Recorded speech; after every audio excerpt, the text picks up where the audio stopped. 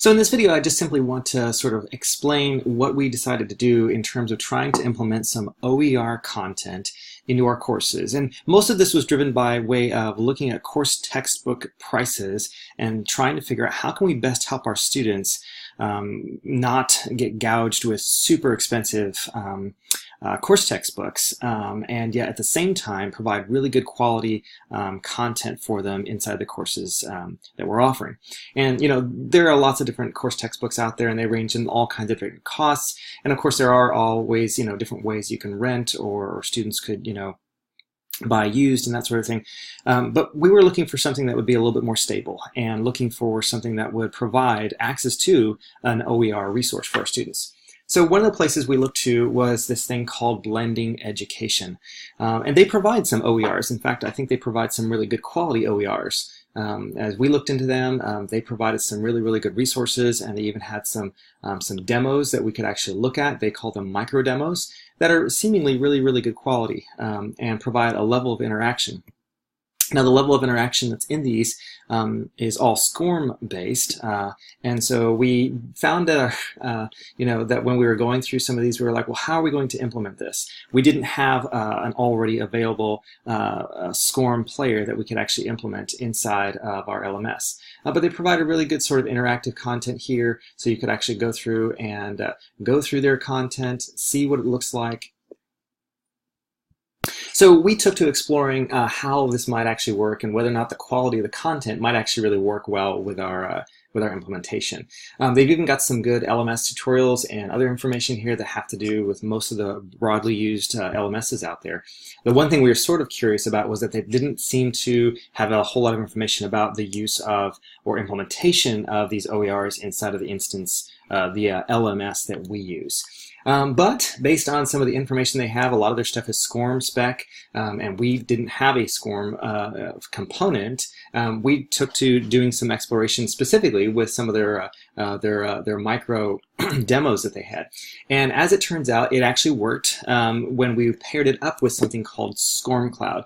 Now, SCORM Cloud basically provides a lot of different SCORM services, and we were able to partner up with them at a pretty economy cost of doing this. And so essentially then what we were able to do is we were able to go through and working with blended learning and getting a library of content for a particular course, and then go through and pull that content.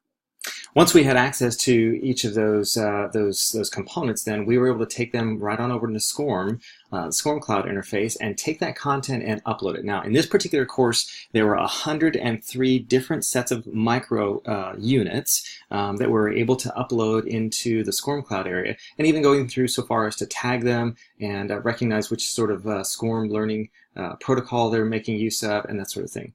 The next thing we would need to do then is to, in order to get them into our course management system, we would go through and make use of the dispatch function inside of SCORM Cloud to create a basic LTI connection that, when we tested, would actually go through and communicate grade entry content. So whether or not students completed them, or how well they completed the different assessments at the end of these, right inside of our course management system. So when we were able to put this in here, we're using essentially a basic LTI connection. And in our instance of Sakai, we're able to go through here and provide links here that go right to these. So for example, if we're learning about water and students select this, it'll open up the SCORM window that dumps the student right into that content. So they can click the start button and they can immediately start going through that content, working their way through the content, reading it, and then looking to see what they need to do in terms of objectives and the other pieces of how these OERs seem to work. They can select them and see magnification on those. This also works on their mobile devices, which is really, really handy. There's different sorts of things in here that provide external links. There's also some other things in here that provide some interactivity, so students can actually see how this, how the different components of the OER structure sort of work. Really, really kind of neat stuff that gives our students a greater exposure to some good quality content that works, especially within the context of their budgets. When students are done with the content here, they can simply click the next or the close button or the home button, and it takes them right back into our course management system here. So let me go ahead and pause the video, because the next thing I want to do is essentially show how this functionally gets put into the course management system. So I want to go ahead and pick up where I left off, and what we've done here is we've got this this section here about how cells obtain energy, and this is, if I remember right, this is actually chapter 4. And so essentially what we're going to do is we're going to go back to SCORM Cloud, and we're going to pull up chapter 4's content so we can actually see that. So let's see here, how cells obtain energy. And interestingly, even though the components are all here, we don't have to use all the components. And so for this particular course, we're just going to be using the energy and metabolism and the glycosis and the final assessment information here. So we're going to look for the energy and metabolism entry here. And then we're also going to look for the glycosis and the final piece of this. So let's see here. There it is, the final assessment. Okay, so we're just going to want to take these from SCORM Cloud and use the dispatch option here that's down here in the bottom and dispatch these. And SCORM Cloud gives me the option of going through and associating it with a particular course, providing some tag information if I want to. So we might do chapter 4, and then we can hash the data there. I'm going to go ahead and create those dispatches, and SCORM Cloud will go through and create those dispatches. And so now what I can do then, you can see that they've been instanced, and we can go through and begin to grab these. So if I scroll down here, we can see these are all the dispatches we have. And we have other options that are down here. The one that we want to focus on is the BLTI, the basic LTI connection.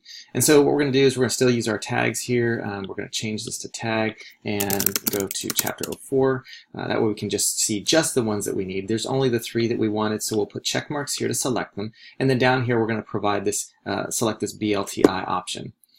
We get these keys and secrets that come up here, which we can then begin to plug into our instance over here. And I'll show you how that's done in just a second. So essentially then what I can do here is I can use our little add button over here inside of our lessons area and use the add external tool option. We've already got an LTI instance for doing SCORM content. And so essentially then what we're going to do is we're just simply going to paste in our tool title, which simply ends up being the link title there, and also the launch key and launch secret. And once those are in there, then we can just simply hit the save button. And then down here, we look now, we already have our link over here that goes to that energy and metabolism option inside of SCORM Cloud. I'm going to go ahead and pause the video and just simply do the other two. Okay, so those are in there. That took me about, I guess, I don't know, 90 seconds to put those in there. And so now our students will have access to those particular segments of the course text. This is also really beneficial because it means that instead of students having to buy a huge course text, some of which the content won't even be used or utilized by the course or by the instructor can go through and actually select exactly what the students need to have access to, and then hopefully there's not nearly as much waste going on in terms of buying a whole course text, keeping it on a bookshelf for forever, that sort of thing. The other thing that's beneficial in using it this way is that we also have context in terms of being able to see within the context of SCORM Cloud how many and which students are accessing those things when. And like I said before, there are some options down here in each of these that provides us a way so that students can actually see, or at least the instructor can actually see which students have actually accessed them and for how long. There's also some settings in here that also allow inside of SCORM Cloud to specify the course properties. You can also even set presets and the launch behavior. So really, really good beneficial stuff here. And that's just one of the ways we were trying to lower the cost of course texts for our students. And we explored that by way of trying to find some OER resources and found them in Blended Learning, Blending.Education. That's Blending.Education. Paired them up with SCORM Cloud and now have them in our course. That sounds like a whole lot of stuff to do, and there's some front-end work that has to be done, but it was definitely beneficial.